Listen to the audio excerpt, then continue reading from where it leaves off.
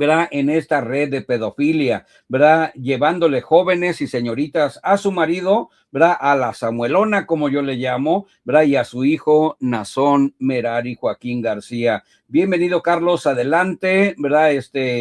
Empezamos estos comentarios, ¿verdad? Y cuando me diga usted, pongo los videos. Sí, mira, Héctor, la primera mentira que contó la Iglesia a la Luz del Mundo sobre su origen fue la mentira del 18 de julio de 1943. De hecho, esa mentira sigue vigente en sus libros, no la han podido borrar. En las hojas que se repartieron entre los ministros antes de 1976, se decía que el 18 de julio fue Dios el que le dijo a Aarón: la hora es de la restauración de la primitiva iglesia cristiana espiritual. Esas hojas posteriormente se convirtieron en un libro, y en ese libro dice que el 18 de julio de 1943 Dios le habló a Eusebio para que se bautizara solo y le dijo: la hora es de la restauración de la primitiva iglesia de Cristo. Aquí ya fueron modificando, ya le quitaron iglesia cristiana evangélica espiritual y ya nada más le dejaron iglesia de Cristo en el libro. Esta historia me parece más, no es la verdadera historia, pero sí es la historia original que ellos mismos escribieron. ¿Por qué? Porque esta historia la escribió José Julián Chávez Cuevas. José Julián Chávez Cuevas es el padre de un señor que tú le llamas Quasimodo, Héctor. Sí, entonces, es el que está ahorita encargado de la hermosa provincia. Este señor, José Julián Chávez Cuevas, era yerno de Aarón y cuñado de Samuel Joaquín, y tiene mucha importancia dentro de la historia porque cuando fue la separación del 42 y en otros eventos, él anduvo acompañando a Aarón para defenderlo. Entonces, esta historia, obviamente, como te repito, yo calculo que más del 50% de esta historia es fantasía y es mentira, adaptaciones que hicieron, pero sí, al decir que la historia original, no estoy diciendo que es la verdadera, pero sí es la primera historia o la primera mentira que se escribió. Entonces, por eso me parece más verosímil basarnos en estos libros. El libro se tituló, el primer libro, La Luz del Mundo, breve historia de la restauración de la primitiva Iglesia de Cristo. Y esta historia fue escrita en 1976 por José Julián Chávez Cuevas y por el pastor Alfonso Herrera García. Ellos son los escritores. La historia fue ordenada y fue aprobada por Samuel Joaquín. Después, en 1997, René Rentería, un colombiano, saca otra versión de la historia, y allí dice que cuando Aarón consagró el primer templo, esto ocurrió en 1939, porque ahorita les voy a explicar que ellos iniciaron en 1938. Entonces construye el primer templo en 1939, y Aarón Joaquín, cuando construyó el primer templo, nombró a la iglesia y dijo: somos la iglesia cristiana espiritual, la luz del mundo. Ya en la versión actual, que fue después del año 2000, ya le cambiaron y ya escribieron que Eusebio, estando consagrando el primer templo, otra vez el primer templo sigue siendo 1939, dice que Aarón sufrió una visión, así como cuando Nazón fue a ver la crucifixión de Cristo y vio cómo lo jalaban de las greñas, le daban de puntapiés y toda la cosa. Eusebio sufre una visión, se transporta como de rayo, así como el volver al pasado, volver al futuro, se transporta y cayó sentado allí en la ladera donde Jesucristo estaba diciendo: vosotros sois la luz del mundo, en Mateo 5. Entonces regresa de la visión y les dice que así fue como se obtuvo el nombre de la iglesia. Entonces, en el libro de historia de René Rentería se dice que Eusebio Joaquín se convirtió en apóstol en 1943. Repito, este es un invento de ellos porque fue la primera fecha que ellos dieron como fecha mentirosa, porque Eusebio, con el autobautismo, quiso borrar su pasado bautizándose solo, porque había tenido muchas cosas feas en lo que ocurrió antes.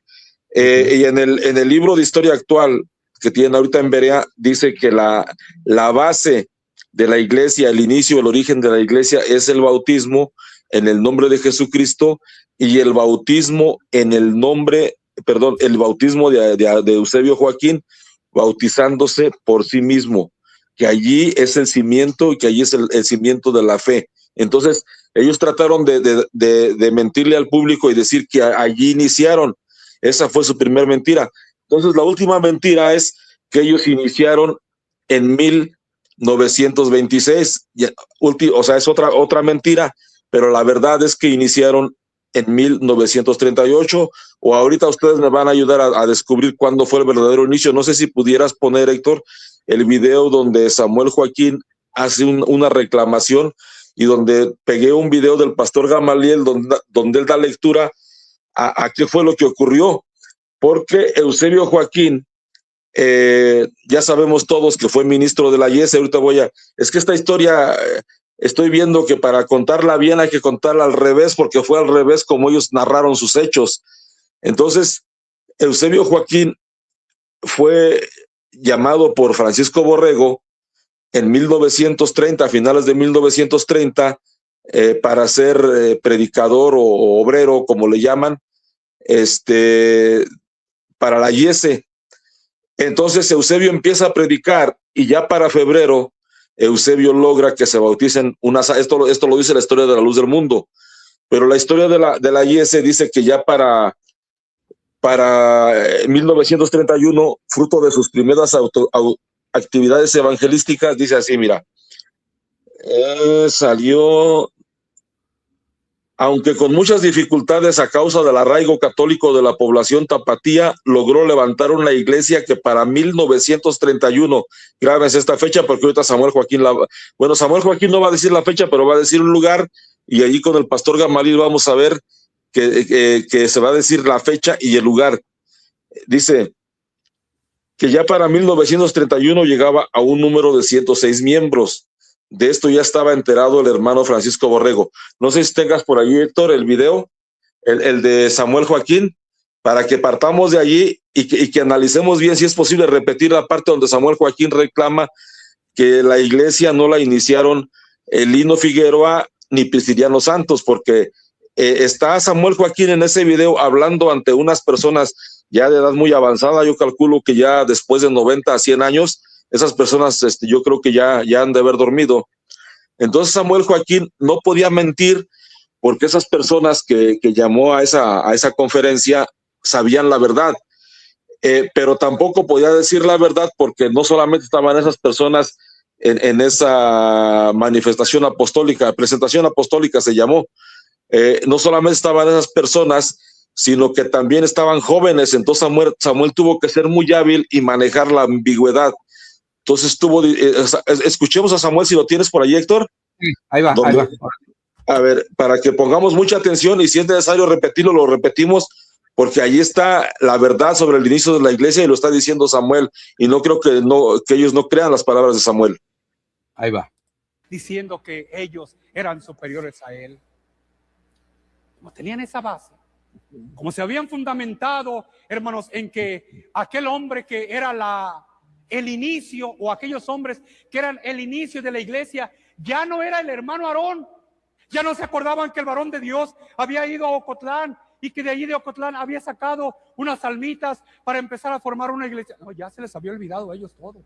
Ahora ya, hermanos, el principio, ahora ya el fundamento, ahora el que iniciaba la iglesia ya no era el hermano Aarón, ahora era Lino Figueroa y Prisciliano Santos.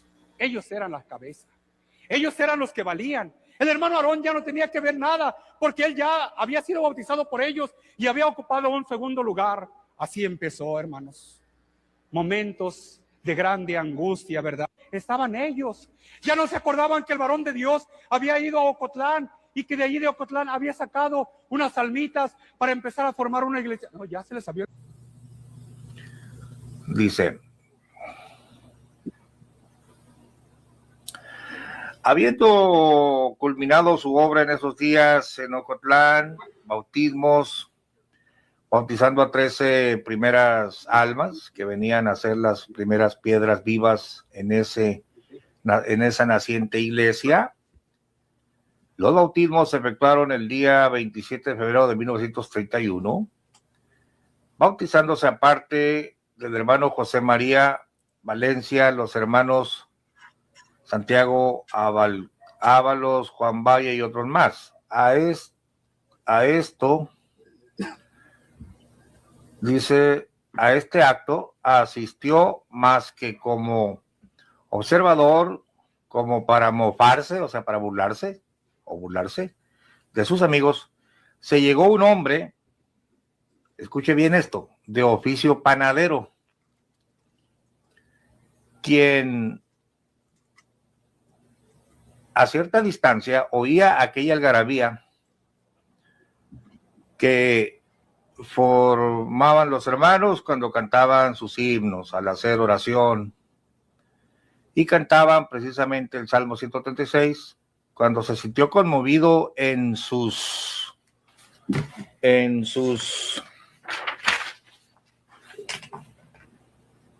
entrañas, explicándole a los hermanos el significado de todo aquello.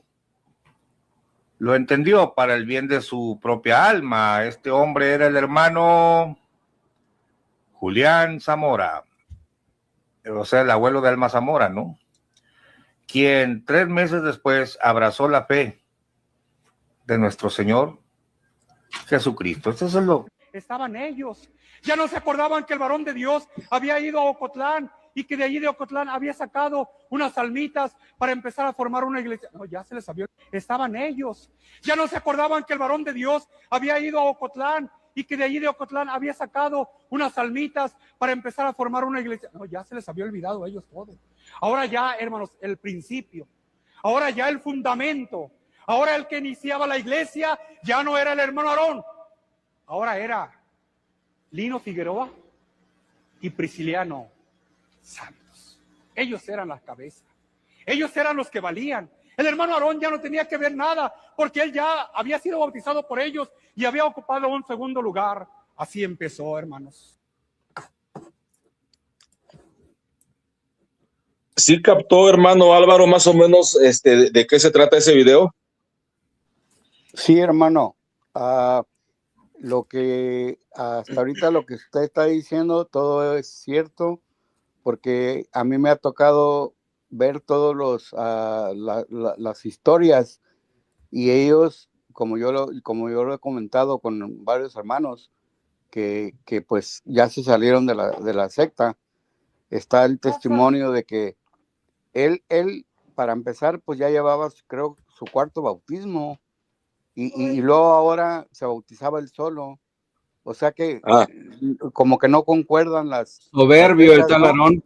Sí. Sí, mire, déjeme le explico. Samuel Joaquín está reclamando, o sea, está ante las viejitas reclamando que sí, que o sea, está manejando una ambigüedad, porque si observa las caras de las viejitas que están ahí en el video, son personas que yo calculo que la más joven tenía 90 años. O sea, son personas mayores a 90 años. Entonces, esas personas, por la fecha en que se dio, esa que fue en el 2006, esa manifestación apostólica, esas personas fueron testigos de los hechos. Entonces Samuel Joaquín no podía mentirles, porque ellas vieron cómo estuvo la cosa. Pero tampoco voy a decir la verdad, porque había gente engañada, que es la juventud que estaba detrás, o sea, las personas menores a 70, 60 años de edad. Esa juventud ya estaba engañada, pero las viejitas que estaban adelante no estaban engañadas, entonces no podía Samuel mentir. Entonces Samuel estaba aceptando que sí, que la iglesia inicia con el bautismo de Lino Figueroa, pero que el mérito no era de Lino Figueroa, sino que era del hermano Aarón, que fue a sacar unas almas a Ocotlán. No dijo la fecha. Samuel fue muy astuto, no dijo la fecha, pero oh, sorpresa. Ok, bueno, pero si observó ahí el pedacito de video que pegué del pastor Gamaliel, él está dando lectura a la historia original que escribió José Julián Chávez Cuevas. Bueno, esas hojas no se sabe quién las escribiría, son unas hojas que anduvieron circulando, pero esas hojas se escribieron, se convirtieron en un libro que se llama La Luz del Mundo, breve historia de la restauración de la primitiva Iglesia de Cristo, y en ese libro sí se lo atribuye José Julián Chávez Cuevas y Alfonso Herrera García. José Julián Chávez Cuevas, recordemos, era yerno de Aarón. Entonces, José Julián Chávez Cuevas está aprobando lo que está escrito en las hojas, porque él lo está repitiendo en su libro. Entonces, Samuel Joaquín nada más menciona que las primeras almas que fue a sacar Aarón para empezar, así dijo Samuel Joaquín, para empezar a formar una iglesia, las fue a sacar de Ocotlán, Jalisco. Entonces tiene razón Samuel, el mérito era de Aarón, y lo dice su libro de historia. Las fue a sacar de Ocotlán, Jalisco, pero lo que no te dice Samuel Joaquín es la fecha y tampoco esas almas, cómo fue que las fue a sacar, o sea, cómo fue que fue a predicarles, porque Eusebio Joaquín fue a predicar para la IESE. En ese tiempo todavía Eusebio Joaquín era misionero o lo que se llama obrero de la Iglesia Cristiana Espiritual, que ahora se llama Iglesia Evangélica Cristiana Espiritual. Entonces, si observó bien el video y si no que lo regresen, ahí menciona la fecha y es el 27 de febrero de 1931. No sé si puso atención en lo que leyó el pastor Gamaliel. Sí, ok, Samuel Joaquín dice que las primeras almas salen de Ocotlán, Jalisco. La primera historia que ellos escribieron y que está escrita, independientemente de que lo haya escrito él o no, se atribuye el escrito a José Julián Chávez Cuevas y Alfonso Herrera García. Ellos escriben que las primeras almas surgen de Ocotlán, Jalisco, en febrero de 1931. En ese mismo libro de historia, en las hojas se habla que la primera Santa Cena se celebró en 1931, pero en el libro le pusieron que fue en 1932 en una casa que rentaron. En La Luz del Mundo, no sé si usted se acuerda que es dominio público que la primera Santa Cena se celebró en el 31, aunque el libro Breve Historia de la Restauración dice que fue en el 32, pero cheque la fecha. Samuel Joaquín está diciendo en el video, las primeras almas surgen en Ocotlán, Jalisco. El libro de historia confirma que el primer libro de historia que escribieron ellos, la historia original, confirma que fue en Ocotlán, Jalisco, pero nos dice que fue en febrero de 1931. Eso lo escribieron ellos mismos. La primera Santa Cena es de dominio público, La Luz del Mundo, que inició en 1931, que fue la celebración. ¿Qué otra cosa ocurrió en 1931? Eusebio Joaquín se convierte en ministro de la Iglesia Cristiana Espiritual. Les voy a leer un extracto de esta misma iglesia, escrita en 1974, 2 años antes que se escribiera la primera historia de La Luz del Mundo.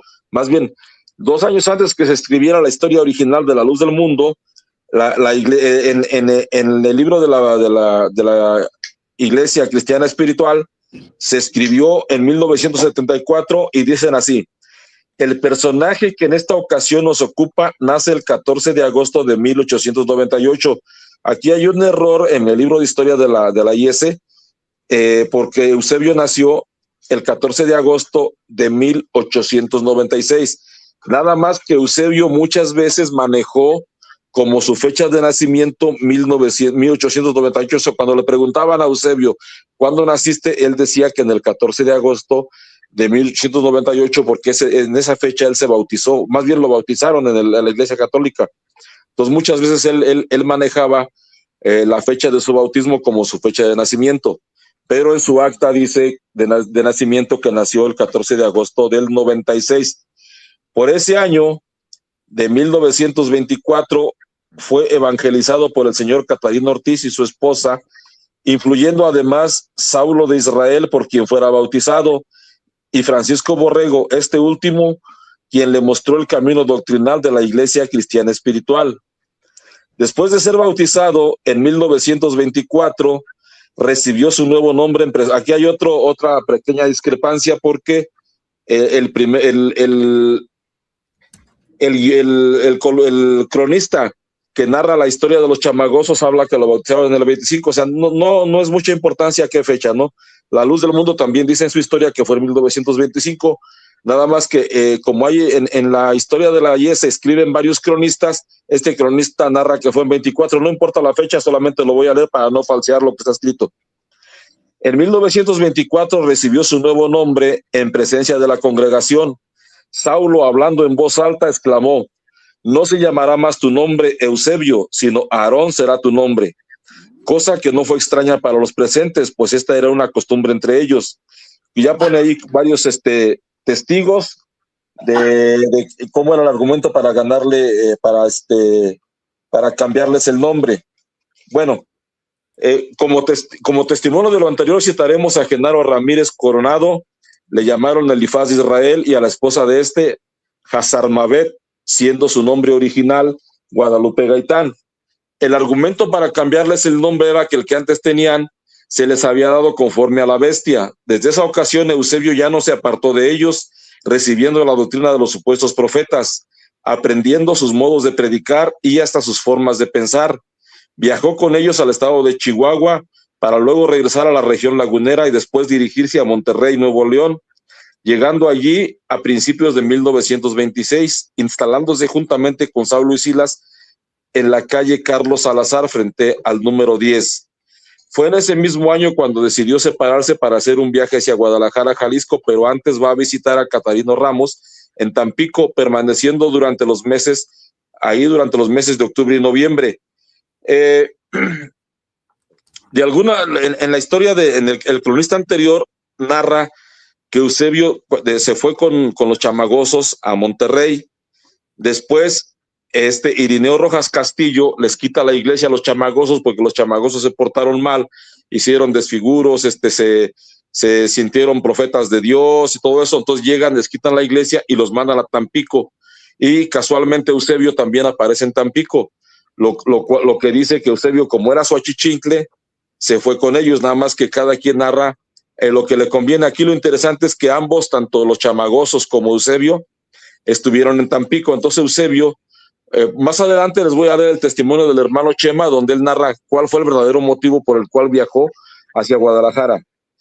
Fuentes fidedignas relatan de la llegada de Eusebio a Tampico como en los meses de octubre y noviembre de 1926. Fue Eusebio a Tampico, estuvo en mi casa hospedado por unos cuantos días junto con su mujer y una muchacha que iba con ellos, la cual se llamaba María Jasso. De ahí se pasó a la colonia Morelos y estuvo en la casa del hermano Cesario Zavala por algunos días. Lo primero que hizo fue visitar la casa de oración de la Iglesia Cristiana Espiritual del Golfo, la cual pastoreaba Catarino Ramos, el mismo que se hacía llamar Amado Barnabás, que conocía muy bien a Eusebio. Me voy a brincar de ahí porque después dice más adelante en la misma página del libro de la historia, dice: después de este incidente salió del puerto de Tampico pasando por Ciudad Valles en su paso hacia Guadalajara, donde llegó el 12 de noviembre de 1926.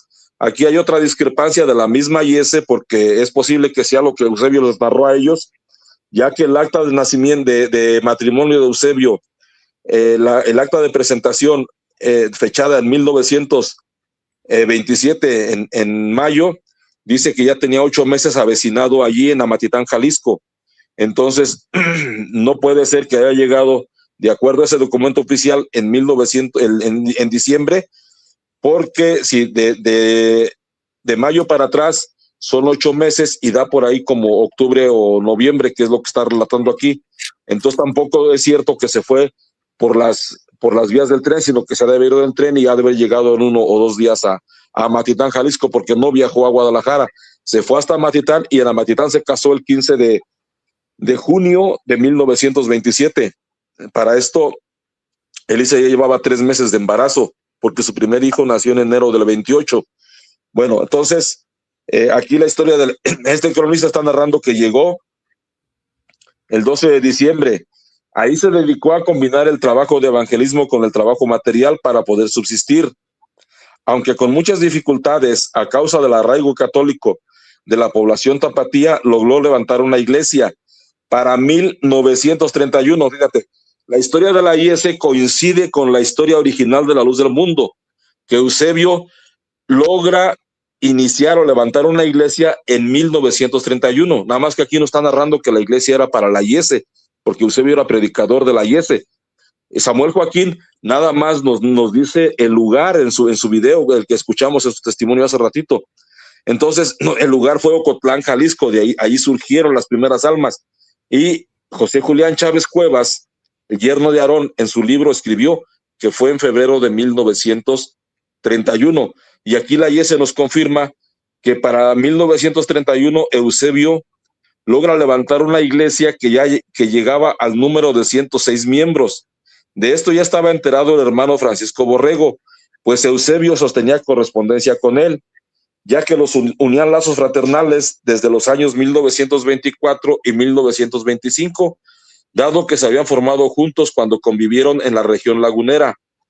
En una de sus correspondencias, el hermano Borrego invitó a Eusebio para que asistiera a la convención en Torreón para incorporar oficialmente la Iglesia de Guadalajara al Consejo Mexicano. Fue así como se le encuentra leyendo en Torreón, leyendo el informe que da de sus primeras actividades evangelísticas. Durante la primera sesión en la Convención General del Consejo de la Fe Apostólica celebrada en Torreón, Coahuila, el 15, otra vez 1931, el 15 de agosto de 1931, en donde Eusebio incorpora la Iglesia Cristiana Espiritual de Guadalajara. Fíjese, no era la Iglesia La Luz del Mundo, era la Iglesia Cristiana Espiritual de Guadalajara. Es como cuando alguien está de misionero, por ejemplo, Héctor, que estuvo en Cancún, y él levanta una obra en Cancún, y entonces Héctor ya cuando pues presenta esa iglesia se incorpora oficialmente a La Luz del Mundo, pero es la Iglesia La Luz del Mundo de Cancún, la incorpora oficialmente ya al cuerpo ministerial de la Iglesia La Luz del Mundo. Esto no me dejará mentir Héctor, que fue ministro. Entonces así suceden las cosas. Entonces Eusebio, cuando todavía era obrero, ya incorpora oficialmente el 15 de agosto de 1931, dice aquí, incorpora la Iglesia Cristiana Espiritual de Guadalajara al Consejo de la Fe Apostólica, dando el siguiente informe: bautismos 106, nacimientos 10, matrimonios 3, defunciones 3, expulsados 16, total de niños 50, adultos 90. Con esta información queda registrado él como pastor de la misma. O sea que el día 15 de agosto de 1931, Eusebio es ungido pastor de la Iglesia Cristiana Espiritual, y él, pues le dan el mérito, como dijo Samuel Joaquín, el mérito era de él, pues a Francisco Borrego le reconoció ese mérito, y después de haber sido obrero, lo nombra pastor y lo envía a pastorear las gentes a las que él mismo les había predicado en 1931. Obviamente las primeras fueron en Ocotlán, Jalisco, como lo dijo Samuel, y pues de ahí se extendió por todo el estado de Jalisco y otros. Entonces, el mérito era de Aarón, y el 15 de agosto de 1931, Eusebio es ungido pastor de la Iglesia Cristiana Espiritual, a la vez que da a conocer el cuerpo administrativo de dicha iglesia, presentándolos como candidatos para el ministerio de ancianos. Ellos fueron los hermanos Jesús Chávez y Rodolfo Garibay.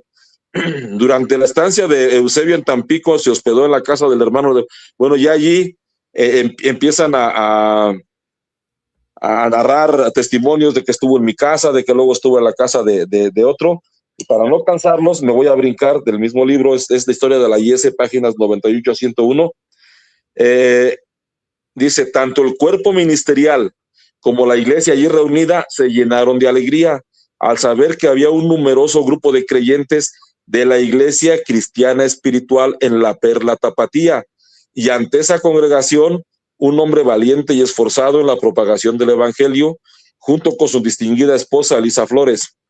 Halló la convención allí reunida en Torreón motivo para alabar a Dios, y no solo los ministros, sino también la congregación.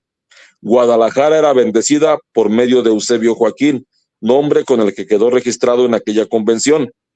Entonces estamos hablando de 1931. Surge oficialmente el 15 de agosto de 1931, ya con pastor y todo, que fue nombrado allí el 15 de agosto de 1931. Sin embargo, la historia registra la triste situación de la iglesia de aquella ciudad, ya que sin ser un mandamiento de Cristo y los apóstoles, el prohibir los instrumentos musicales, ni el de aceptar sueños ni revelaciones, esa iglesia tomó el camino que chocaba frontalmente con el marco doctrinal definido por el Consejo de la Fe Apostólica, que era el cuerpo dirigente de la Iglesia Cristiana Espiritual.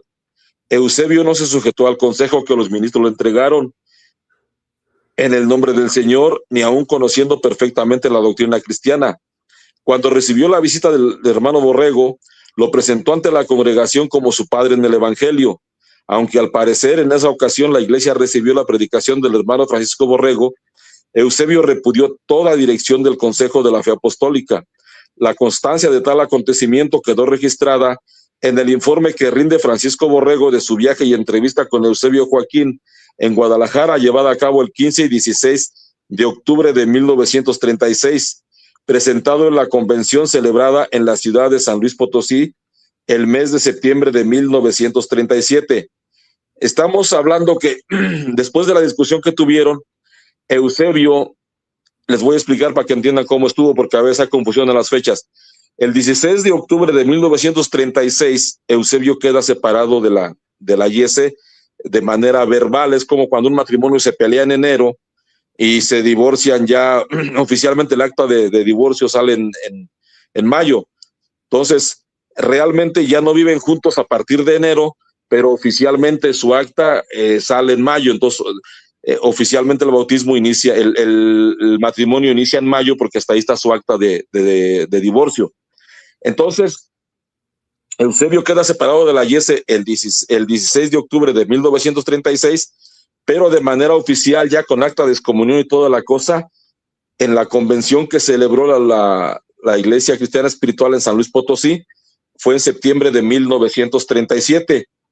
Y dice la IESE, el cronista que está narrando, hablando de 1937, dice: la vida de Eusebio continúa su curso convirtiéndose en el máximo dirigente, escuchen bien esto, de una nueva organización evangélica con sede en la capital tapatía. Su vida terminó el 9, bueno, ya narra y cuando sí, pero dice, después de 1937 dicen que la vida de Eusebio continúa su curso convirtiéndose en el máximo dirigente de una nueva organización evangélica con sede en la capital tapatía. Estamos hablando del año de 1937, que, o sea, antes de 1937 no existía la Iglesia a la Luz del Mundo. De hecho, Eusebio fue separado de la Luz del Mundo junto con todo el grupo que ministraba. Eso es así como dice Samuel Joaquín, hay que reconocer, sí tuvo el mérito Eusebio les predicó en 1931, después a ese mismo grupo Eusebio en 1936 les tuerce la doctrina y los pone en contra de la IESE y provoca la separación de ese grupo que él mismo le ministró en 1937. Y entonces Eusebio, después de 1937, se queda a la deriva porque le son invalidados pues todos los cargos, el cargo de pastor y algunos bienes espirituales, pero sobre todo Eusebio y los posibles ministros que ya haya habido con él, pues se les invalida el ministerio. Y entonces Héctor, por ejemplo, si ahorita Héctor, como fue pastor diácono de la IESE, llegara alguien a pedirle que lo bautizara, pues Héctor ya no lo puede hacer, al menos en el nombre de la Luz del Mundo, porque ya quedó invalidado de ese ministerio, ¿cierto o no, Héctor? Así es. O sea, al momento que te quitan del ministerio, pues tú ya no puedes bautizar. Entonces, en este caso, sucedió así, para que me entienda, hermano Álvaro, sucedió así. Y no sé, hermano Álvaro, si usted se enteró que hubo un bautismo de los requisitos en 1937. No, yo lo que sabía, qué bueno que usted está explicando, hermano, porque yo pensaba que los chamagosos, o como les decían, que ellos habían pertenecido a la iglesia IESE, pero ahorita usted me está clarificando. Mire, que no. Bueno, ok, mire, los chamagosos, en aquel tiempo no era una sola iglesia, se llamaba Iglesia Apostólica de la Fe en Cristo Jesús. A esa iglesia pertenecieron los chamagosos, pero fueron separados de esa iglesia. Después, cuando regresaron de Tampico, que los mandaron, es como cuando un ministro comete una falta. Hablaba el hermano Sergio una vez de un pastor que abusó de unas niñas en Chihuahua. A ese ministro lo llaman a Guadalajara y posiblemente en Guadalajara lo cambian de iglesia o lo corren. En este caso, los chamagosos habían hecho ya despapalle y medio en Monterrey, pero como Eusebio era su obrero, su achichincle, corren a los chamagosos, se van para Tampico los chamagosos porque ya estaban los meros grandes de la Iglesia Apostólica de la Fe en Cristo Jesús, estaban en Tampico. Entonces, se van para allá y es natural que Eusebio se iba con ellos, pues era se podía decir que su sirviente es natural que se haya ido con ellos, aunque la historia de la Luz del Mundo no lo narra, pero es natural que se fue con ellos. Ahorita les voy a explicar por qué.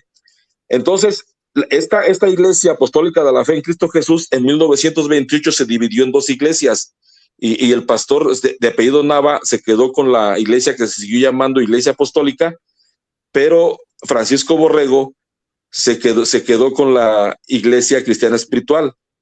Entonces, por eso la Iglesia Cristiana Espiritual narra sus inicios desde antes, porque estaba unida con la Iglesia Apostólica de la Fe en Cristo Jesús.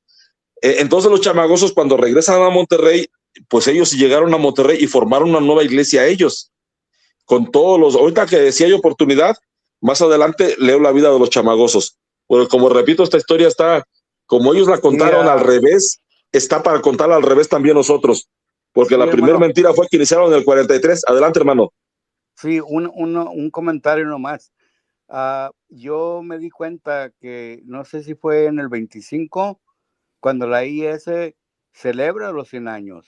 Ellos sí la celebran porque ellos están en lo real de la historia.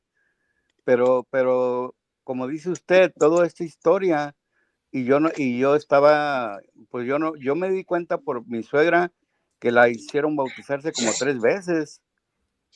La última vez fue en el 43, creo. Sí, de hecho son 3 bautismos, de la iglesia y ahorita los vamos a analizar cada uno. No sé si tengas por allí el video de la viejita. Sí, ahí va. Okay, escucha, hermano. Sí, hermano, yo voy a... Sí, ahorita escucha lo que va a decir esta hermana. Nueva Dios me ha dado. Allí se llamó, Dios le dio las citas y todo, donde Dios le dijo los requisitos del obispo. Fíjate qué bonita revelación. Dios instruye y enseña a sus enviados. Allí Dios le reveló. Él se mortificó, él sufrió ese momento, porque él nomás había bautizado así, pero él bautizó en el nombre de Jesucristo, porque Dios se lo manifestó a él. Es algo hermoso, yo lo platico con gusto, con alegría. Él así venía bautizando. Y ya allí en la 46, ya fue cuando hizo ese bautismo de los requisitos. Llegó, mandó, avisó, se puso la iglesia en ayuno, en oración, y se hizo. La fecha es del 7 de junio de 1937, cuando se hizo el bautismo de los requisitos. Y vamos a ver la humildad de los enviados de Dios. Cuando él venía caminando, decía, ¿quién más puede hacerlo? Yo soy casado, estoy en pecado. Y entonces nombró a Prisciliano Santos y se me olvida, el otro hermano. ¿Amigo Raiga, Francisco Méndez? No, aquí lo tengo, espérate. Y entonces, por eso la hermana Andrea dice que ese fue el primer bautismo en el 1937. Se llamó el bautismo de los requisitos. El bautismo de los requisitos, 7 de junio de 1937. Sí. Y entonces, por eso se hace en el templo, en el primer templo de la 46. Allí fue. Se llamaba, dijo el siervo de Dios, ¿a quién más? Dijo 2. Porque tenían pacto, juramento de no casarse, para servirle a Dios. Más de que dice Prisciliano Santos y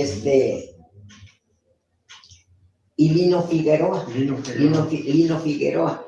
Los apunté porque siempre escapan de mi mente. Pero ellos 2, y así transcurrieron todo un año. Y el día 6 de julio de 1938, ya fue el segundo bautismo. Un año después. Después, un año. Casi un año, un mes. Un año, un mes. Sí, porque fue en junio y después fue en julio. Ajá. Fue el otro bautismo. ¿Por qué? Porque Dios le manifestó al apóstol del Señor que no está, porque en esa revelación que Dios le dio, Dios le dijo que no estaban bien bautizados, porque ellos no eran casados. Y entonces debe de ser con los requisitos, sí. Y ellos no. Pero él en su humildad les dijo, ¿quién más santos? Yo soy casado y ellos no, así. Entonces le dijo el Señor, le ordenó el siervo de Dios, le dijo, Lino va a bautizar a Prisciliano, y Prisciliano va a bautizar a Lino, Ahí está otro error que el siervo de Dios no notó por su humildad, por su sinceridad. Se bautizaron, entonces ellos, uno de ellos que fue Lino, bautizó al apóstol de Dios. Entonces ya fue el segundo bautismo. Ya transcurrió el tiempo, ya transcurrió los meses, los años, hasta llegar ya el bautismo de revelación.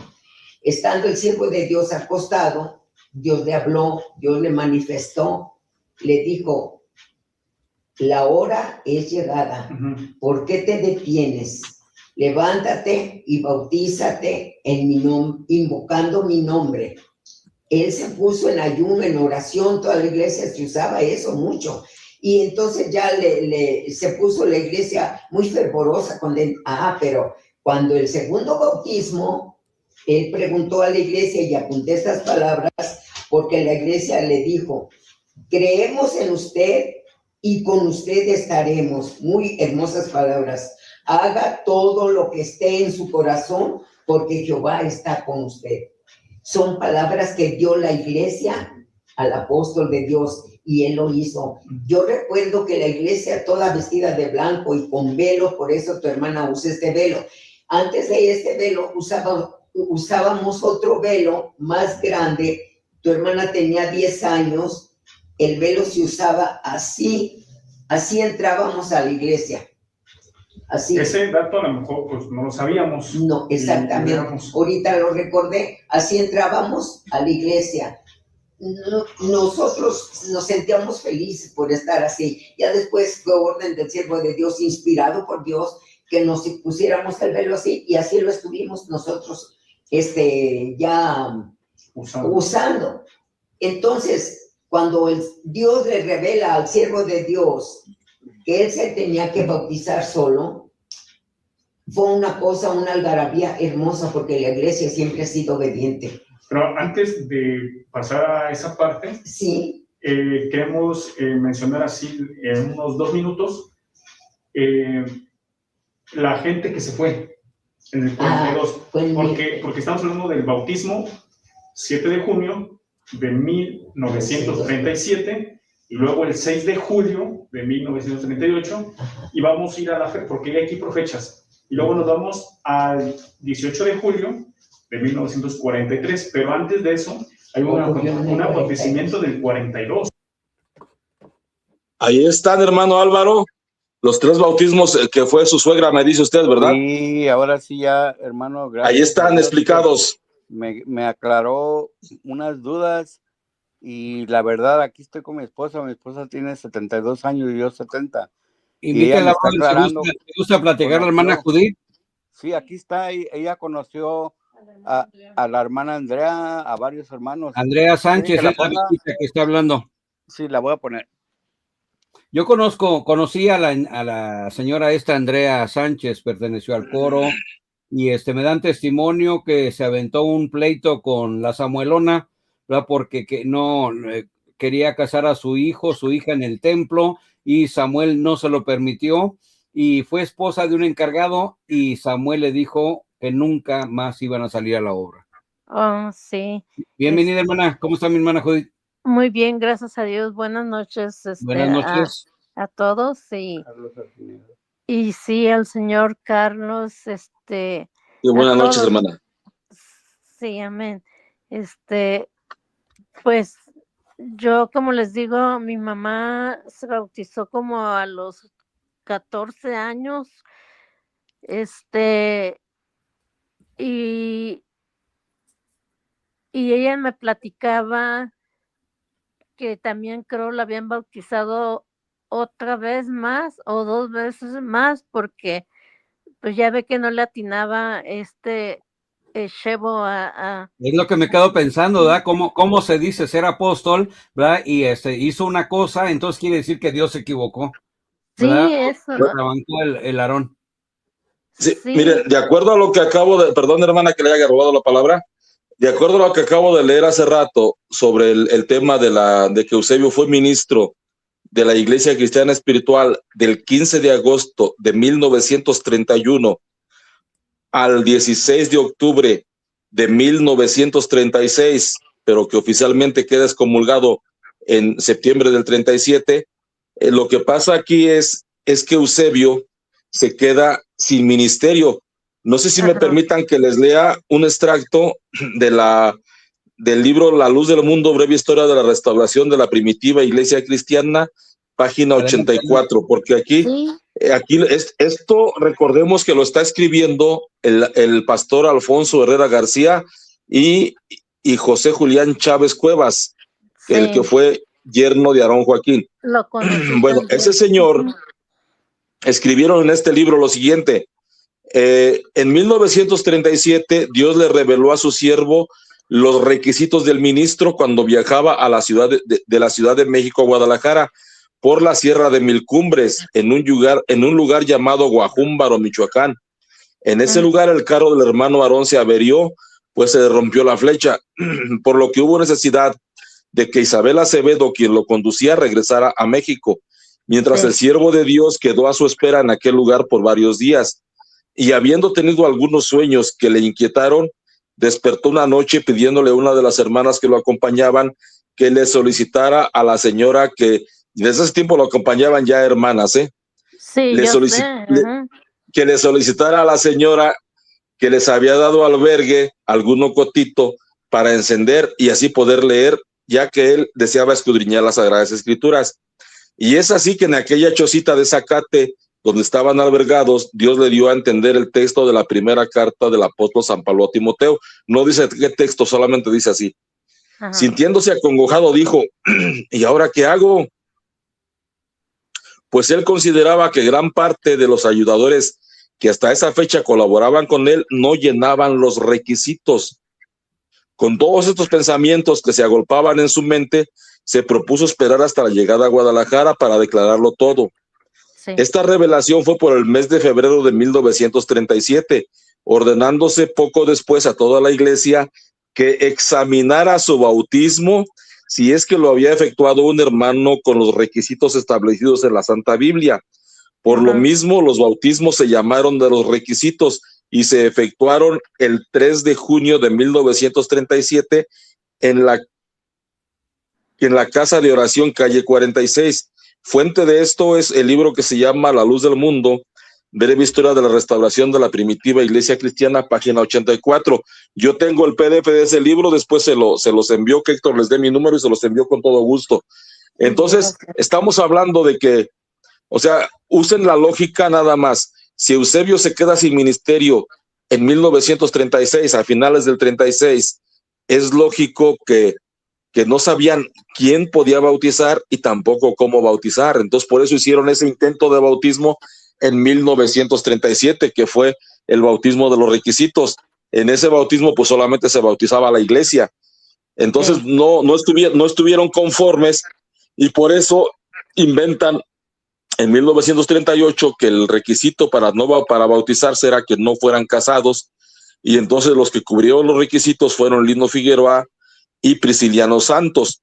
Y es ahí todavía no inicia la iglesia, ahí todavía no inicia porque están a la deriva, porque según Eusebio, el fundamento de la iglesia es el bautismo, según lo que él narró en esta misma historia. Entonces ahí todavía no inicia, por eso Samuel Joaquín está reclamando que sí, o sea, de una manera ambigua está dando a entender que la iglesia sí inicia con el bautismo de Lino Figueroa, pero que el mérito no es de Lino Figueroa, que el mérito es de Aarón, que fue a Ocotlán a sacar unas almitas. Y ya vimos allí en lo que en el libro de historia dice que efectivamente esas almas surgen en Ocotlán, las primeras almas, nada más que Samuel no dice que eran para la Yese. Las primeras almas surgen en Ocotlán, pero surgen en febrero de 1931. Y en ese mismo año es cuando Eusebio se hace pastor de la Yese, y en ese mismo año es cuando, según La Luz del Mundo, tuvo Eusebio la primera Santa Cena, aunque el libro de historia dice que fue en 1932, pero de todas maneras, antes del 31 no hay registro de bautismo ni nada de eso. O sea, todo el show empieza en el 31, el primer capítulo, y termina en el 36, porque es cuando Eusebio era pastor de la Yese. Entonces en el 37 pues no tienen ministerio, no tienen nada, no saben qué hacer, están a la deriva, no sabía nada, y es hasta el 38 cuando se les ocurre el bautismo de Lino Figueroa. Adelante, hermana. Sí, de lo que habla es verdad, porque mi mamá me platicaba todo cuando ella se convirtió. Me llegó a platicar de eso, de que ella fue bautizada en un bautismo que no valía y que después no sé cuántos años más pasaron y la volvieron a bautizar. Pues es lo que yo entiendo. Sí, es de Michoacán, ahí le Sí, mi mamá conoció la religión en Michoacán y luego se movieron para Guadalajara y ahí se casó. Ella estaba joven, era señorita, y pues yo conocí a todos los personajes que usted menciona, a José Chávez y a la hermana que estoy mirando que está hablando, también la conozco. No, esta Andrea Sánchez la que está hablando del bautismo. Sí. Es Andrea Sánchez y su esposo se llamó Juan Solórzano. Sí, los detuvieron ahí en la provincia, ya no salieron, y aquí puso la chimoltrufia que salieron corriendo de San Diego, ¿verdad? Porque lo acusaban de acoso sexual. Con razón, ya no los vi. Sí, me tocó verlos ahí en San Diego y después desaparecieron. Ya no sabía por qué. Sí, dice la escritura, un Señor, una fe y un bautismo. Y hasta aquí llevamos 3 bautismos, ¿verdad? Y falta el del 43, ¿verdad? Del 18 de julio. Bueno, hasta ahorita, más o menos explicados, llevamos el bautismo nada más de los requisitos que sería el primer bautismo de la iglesia. Porque recordemos que la iglesia no existía antes del 37 de manera oficial, aunque las personas que ahorita forman la iglesia de la luz del mundo, la primera generación, como dijo Samuel, y hay que reconocérselo, surge en Ocotlán. No dijo la fecha, pero José Julián Chávez Cuevas sí escribió la fecha en su libro y fue en febrero de 1931, pero eran para la IESE en aquel tiempo. Entonces, no sé si ahorita que ya más o menos les expliqué, creas prudente volver a poner el video de Samuel para que ya entiendan bien cómo fue que es el reclamo que está haciendo Samuel. Y si pueden observar, allí ven puras caras de señoras grandes, por eso Samuel tuvo que manejar la ambigüedad, porque como repito, esas señoras sabían la verdad, pero también había muchas personas, pues no de menor edad, que a lo mejor tenían la edad de ustedes, del hermano Álvaro y su esposa, tenían esa edad o menores de edad, que ya habían sido engañados. Entonces no podía decir la verdad abiertamente por los engañados que tenía allí, pero tampoco podía mentir porque tenía allí personas de 100 años que lo iban a desmentir. Entonces tuvo que ser muy hábil en esa predicación y por eso nada más dice, ahora resulta que el que iniciaba la iglesia ya no era el hermano Aarón, eran Lino Figueroa y Prisciliano Santos. Ya no se acordaban que el hermano Aarón había ido a Ocotlán a sacar unas almitas. Y si ahorita nos hace el favor el hermano Héctor de poner el video otra vez, pongan mucha atención cuando el pastor Gamaliel le da lectura al libro, y ya nada más cuando dé la fecha, si quieres cortas el video ahí, Héctor, porque ahí dice el lugar, repite el lugar que dijo Samuel que fue Ocotlán, pero allí en el libro José Julián Chávez Cuevas escribió la fecha y ahí dice que fue en el 31, no en el 26. ¿Sí? ¿Cómo ves, Héctor? ¿Nos haces favor o lo continuamos? Ahorita lo pongo. Quiero decir esto.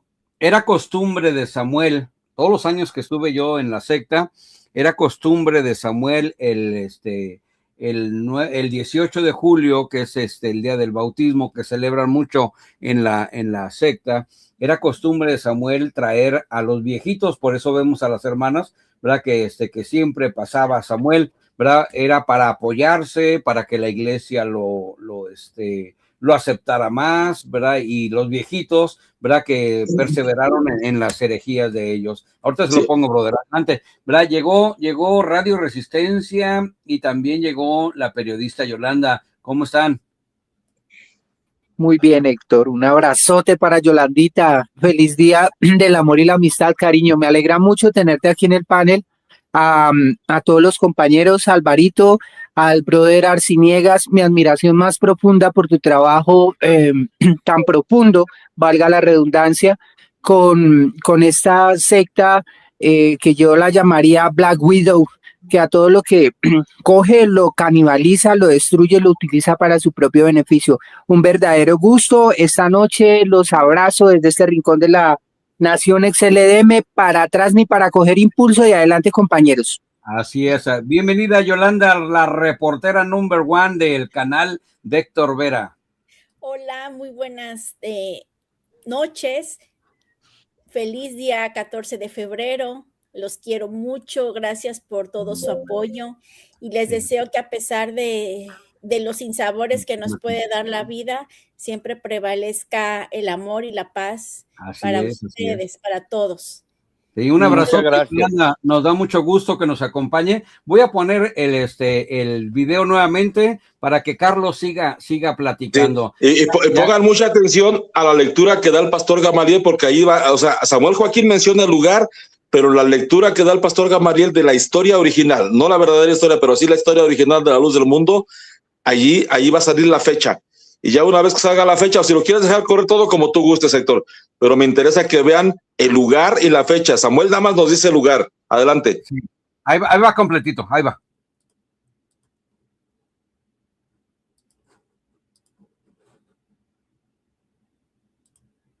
Eran superiores a él. Como tenían esa base, como se habían fundamentado, hermanos, en que aquel hombre que era el inicio, o aquellos hombres que eran el inicio de la iglesia, ya no era el hermano Aarón. Ya no se acordaban que el varón de Dios había ido a Ocotlán y que de allí de Ocotlán había sacado unas almitas para empezar a formar una iglesia. No, ya se les había olvidado a ellos todo. Ahora ya, hermanos, el principio, ahora ya el fundamento, ahora el que iniciaba la iglesia ya no era el hermano Aarón, ahora era Lino Figueroa y Prisciliano Santos. Ellos eran las cabezas, ellos eran los que valían. El hermano Aarón ya no tenía que ver nada, porque él ya había sido bautizado por ellos y había ocupado un segundo lugar. Así empezó, hermanos, momentos de grande angustia, ¿verdad? Estaban ellos, ya no se acordaban que el varón de Dios había ido a Ocotlán y que de allí de Ocotlán había sacado unas almitas para empezar a formar una iglesia. No, ya se les había... Dice: habiendo culminado su obra en esos días en Ocotlán, bautismos, bautizando a 13 primeras almas que venían a ser las primeras piedras vivas en esa naciente iglesia. Los bautismos se efectuaron el día 27 de febrero de 1931, bautizándose aparte del hermano José María Valencia, los hermanos Santiago Ábalos, Juan Valle y otros más. A esto, dice, a este acto asistió más que como observador, como para mofarse, o sea, para burlarse de sus amigos. Se llegó un hombre, escuche bien esto, de oficio panadero, quien a cierta distancia oía aquella algarabía que formaban los hermanos cuando cantaban sus himnos al hacer oración, y cantaban precisamente el Salmo 136, cuando se sintió conmovido en sus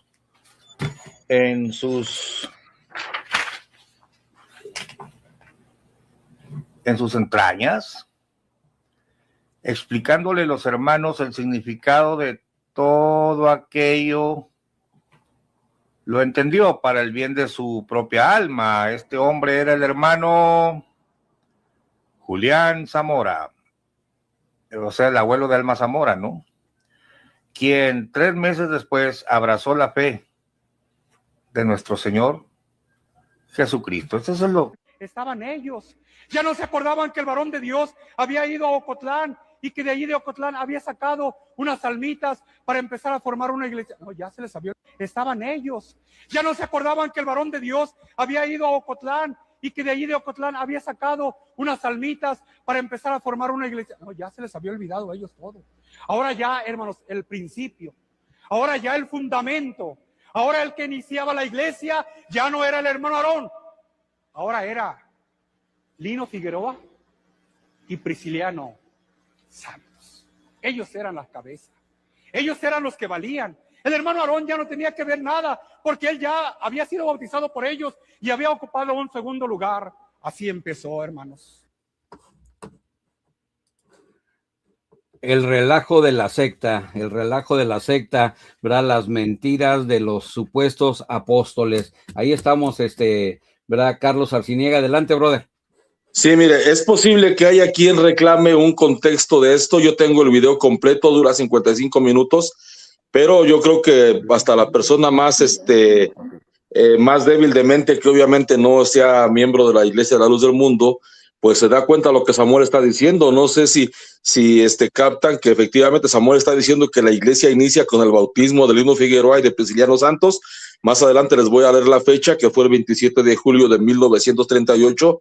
Allí inicia oficialmente la iglesia, pero Samuel, les repito, reclama que no es el mérito de ellos. El mérito es del hermano Aarón, que fue a Ocotlán a sacar unas almitas, y ya vimos allí la lectura que dio el pastor Gamaliel a la historia original, que efectivamente tiene razón Samuel. Las primeras almas surgen en Ocotlán, pero en febrero de 1931, y por lo que les leí anteriormente, esas almas eran para la iglesia cristiana espiritual, de la cual Eusebio fue pastor, antes era misionero, de la cual fue pastor del 15 de agosto del 1931 al 16 de octubre de 1936, y después de eso ya quedan separados de la IESE, y por eso es que en el 37 se quedaron sin bautismo, sin saber cómo bautizar. Hicieron intentos de bautismo en el 37 y lo llamaron bautismo de los requisitos. La Luz del Mundo niega la existencia de ese bautismo, y entonces no sé si quiera comentar algo el hermano que llegó, sino para leer el testimonio del hermano Chema, que este testimonio nos va a dar más luz en todo esto. Héctor, dime. De Mesa Circular, bienvenido, brother. Adelante, hermano. Saludos a todos, y hablaré un poquito al final para dejarle libertad al hermano. Sí, que tengo siga. Un pequeño comentario, Héctor, si puedo. Adelante, claro que sí. Ok, todo lo que está diciendo el hermano, yo lo quiero confirmar porque Julián Zamora le compró la casa a mi suegro. Yo también nací ahí en la Heriberto Casas. Era una casa que estaba enfrente de donde está la iglesia. Yo fui vecino de mi esposa sin saberlo. Estamos hablando de hace 72 años, que fue cuando nació Heriberto Casas en Monterrey. No, en Tepic, Nayarit. En Tepic, ok. En Tepic, Nayarit, Julián Zamora, el abuelo de Alma Zamora, le compró la casa a mi suegro, pero mis padres conocieron a los padres de mi esposa, y la coincidencia es que yo vine a conocer acá, en el este de Los Ángeles, a mi esposa, pero hasta ahí nomás para corroborar lo que está hablando el hermano. Está muy bien, brother. Adelante, Carlos, también tengo la carta que me mandó. Sí, bueno, es más, si quieres, mientras leo, puedes dejar esa carta, porque tiene relación esa carta, que fue es el membrete que se usaba en esos tiempos. Inclusive en la primera carta apostólica de Samuel, que anda por ahí una, pero no se me olvidó enviártela y no la encontré, pero anda una carta de Samuel que tiene el mismo membrete. Arriba dice, si observan, dice Iglesia Cristiana Espiritual La Luz del Mundo, Pastor General Aarón Joaquín, no dice apóstol, Entonces esta carta refuerza el testimonio de un pastor que vivió con Eusebio y que nos narra lo que Eusebio le contó, y que yo le creo por la forma en que está hablando, porque no se expresa mal de Eusebio, sino que al contrario habla bien de él, y esto cualquier pastor que vivió en esa época podría repetirlo. Pero el hermano José María, que es el el fundador de la Iglesia del Buen Pastor, hace esta narrativa. Dice, en el año de 1925, el que fuera nuestro director general, no apóstol, Eusebio Aarón Joaquín, pone entre paréntesis Aarón, siendo soldado del Ejército Nacional Mexicano con asiento en Torreón, Coahuila, conoció el Santo Evangelio y su esposa llamada Ángela y por sobrenombre Elisa lo acompañó en el camino de salvación, siendo bautizada junto con él.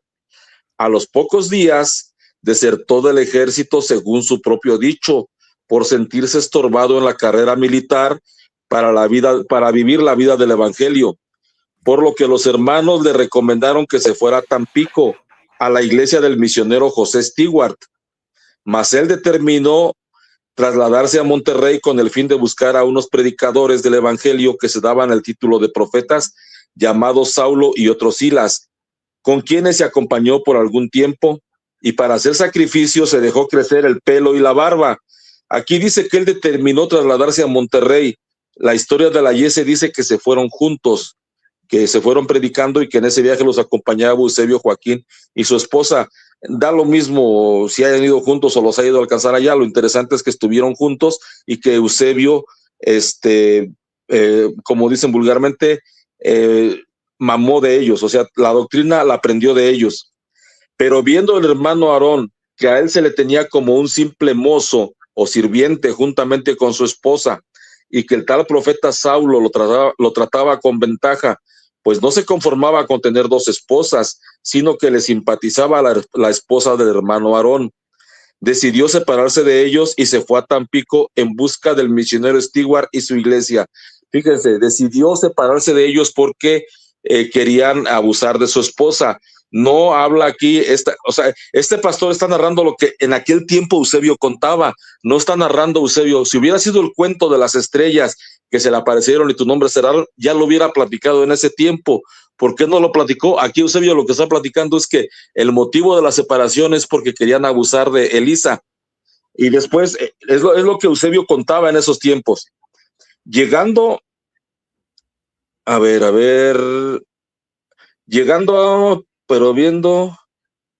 decidió separarse de ellos y se fue a Tampico en busca del misionero Stewart y su iglesia. No fue a predicar el evangelio.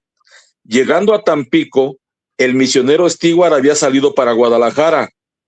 Se encontró con Catalino Ramos, el mismo que se hacía llamar Amado Barnabás, pastor local, y un diácono llamado Hilario Hernández, los cuales le dieron muy buena acogida y lo recibieron como miembro de la iglesia de Tampico, siendo el hermano Francisco Borrego el dirigente principal del movimiento de la Iglesia Evangélica Cristiana Espiritual, y a quien en ese tiempo el hermano Aarón reconocía como su padre en la fe, según él nos platicaba. Entonces, cuando Eusebio llega a Tampico, el misionero Stewart ya se había ido para Guadalajara. Entonces Eusebio se va desde el principio, Eusebio se va para Tampico en busca de Stewart. Stewart ya no estaba en Tampico, Stewart ya se había ido para Guadalajara, y es por eso que Eusebio, además de otras cosas, decide hacer el viaje a Guadalajara, porque Eusebio, según lo que él mismo relató, iba detrás de Stewart. Después de haber permanecido por algún tiempo en Tampico como miembro de dicha iglesia, se sintió impulsado por Dios. Fíjese, se sintió impulsado por Dios. No fue que Dios le dijo, el jueves próximo quiero que salgas, que se le apareció y que le dijo, tu nombre será Aarón. Dice que se sintió impulsado por Dios para llevar las alegres nuevas de salvación a sus familiares, los cuales radicaban en la ciudad de Guadalajara. El viaje lo hicieron a pie y lo acompañó un hermano de nombre Ascensión Barranco y una hermana joven llamada María Jasso. Esta los venía acompañando desde Monterrey. Tan luego como llegaron, dieron inicio al trabajo de evangelización, principiando con los familiares, y Dios los ayudó a levantar una hermosa y ferviente congregación. Por algún tiempo, el hermano Aarón estuvo en comunión con la Iglesia Cristiana Espiritual, pues en algunas ocasiones llegó a concurrir a las convenciones que celebraba dicha iglesia en Torreón, Coahuila, y en el año de 1937 fue visitado por el hermano Francisco Borrego y otro hermano de apellido Botello. Aquí dice que fue en el año de 1937 que lo visitaron, pero la historia oficial de la iglesia dice que en el 36 y que en el 37 se dictó el acta de excomunión. Recordemos que Eusebio está platicando de que este hermano está narrando lo que Eusebio le contó. Entonces, dice que en el año de 1937 fue visitado por el hermano Francisco Borrego y otro hermano de apellido Botello en su carácter de supervisores de la obra. Aquí nos damos cuenta que el mismo Eusebio está contando que él no era el apóstol allí. Él tenía superiores y tenía supervisores. En este caso, los supervisores eran Francisco Borrego y el hermano de apellido Botello, en su carácter de supervisores de la obra, pues ellos deseaban conocer el estado de la iglesia referente a la doctrina y disciplina establecida en la misma. Pero el hermano Aarón, en un sentimiento de santidad y pureza de corazón, había ya establecido en la iglesia una doctrina y disciplina más estricta y con más fundamento bíblico. Y aunque mucho discutieron sobre el particular, ya no fue posible tener ningún acuerdo con ellos. No sé si quieras volver a poner la foto, Héctor, y ampliarle donde dice Iglesia Cristiana Espiritual, porque aquí viene ya el tema de esa foto, porque esto lo narra el hermano Chema y esa foto le da veracidad. No sé si se pudiera ampliar, si no, a ver cómo en la parte de arriba. Bueno, ok. Si no, no hay problema. Nada más, ojalá que puedan ahí en su dispositivo amplíenle ahí arriba lo que dice. Dice, porque lo que voy a leer está respaldado por esa hoja. Y desde esa fecha el hermano Aarón determinó separarse de la Iglesia Cristiana Espiritual. Estamos hablando del 37, que Aarón fue lo que les platicó.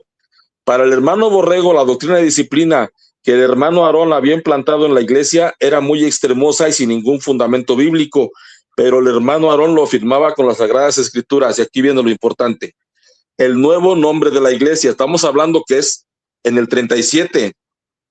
El hermano Aarón, después de haber quedado independiente de la Iglesia Cristiana Espiritual, enseguida convocó a todos sus colaboradores para deliberar referente al nombre que se le diera a la iglesia en el futuro.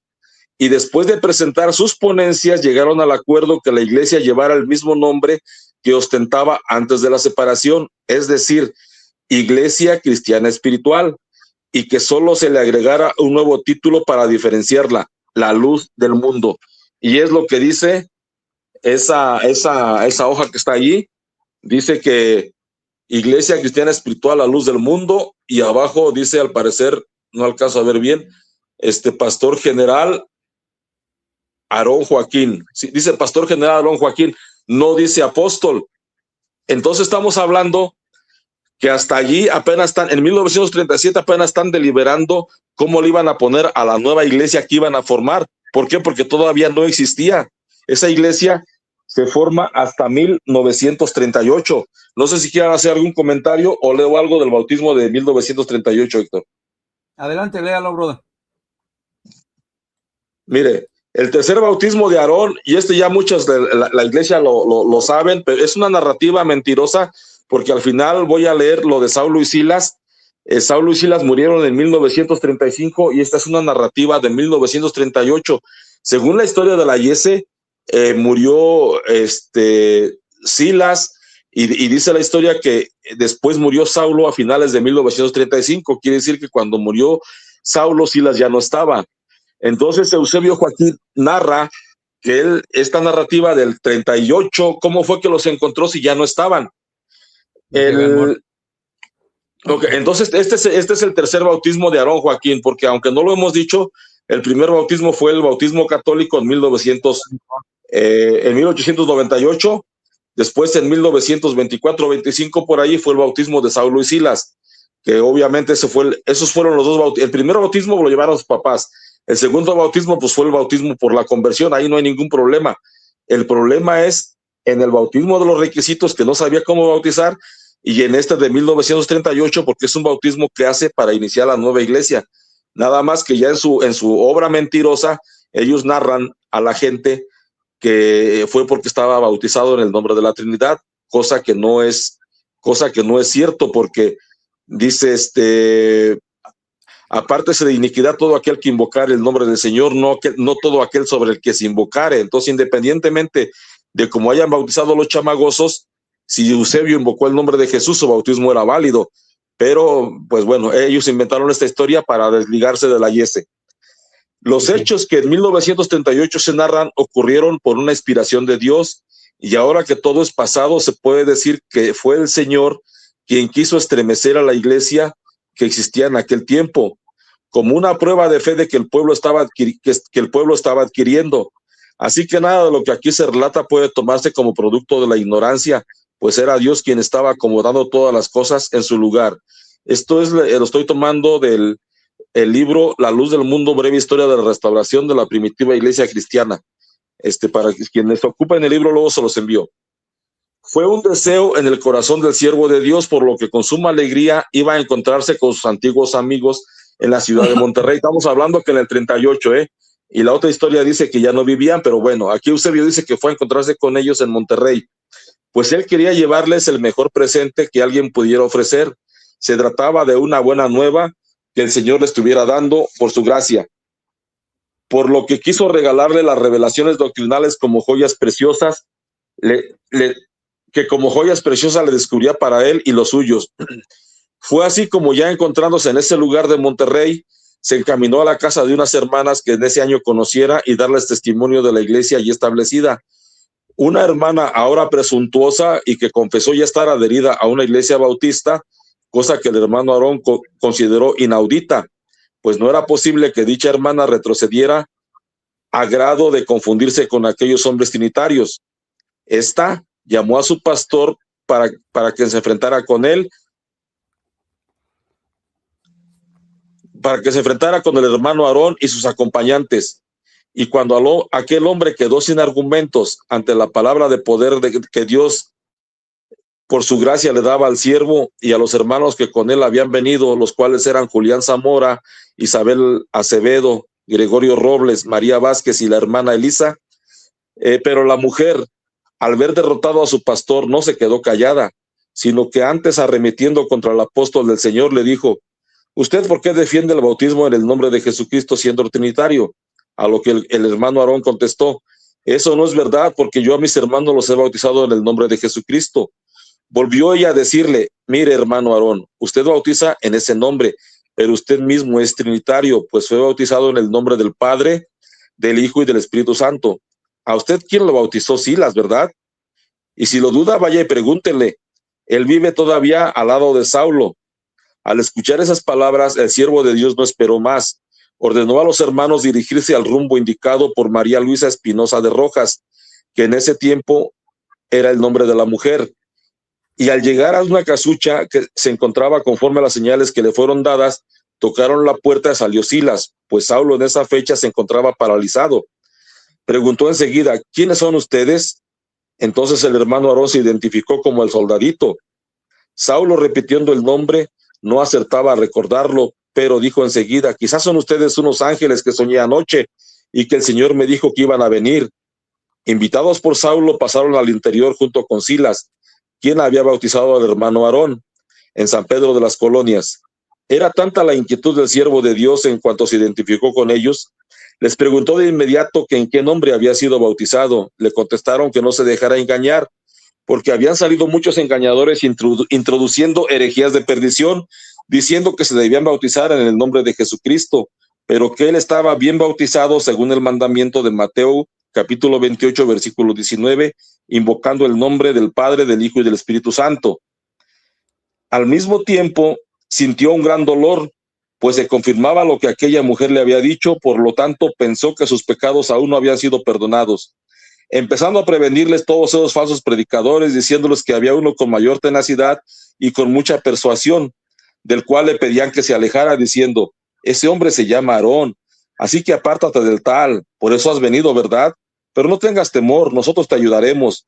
No pudiendo callar más al siervo de Dios, y con el dolor que le producía aquella revelación, que lo hizo sentir como una hoja de papel en el aire, les declaró lo que Cristo le había enseñado en visiones y sueños, y en revelaciones que le fueron dadas. Le citó el capítulo 4, versículo 12 del libro de los Hechos, que en ningún otro hay salud, y les dijo además que debía cumplirse el mandamiento de testificar la verdad, como lo hicieron los apóstoles según el Evangelio en el libro de Lucas.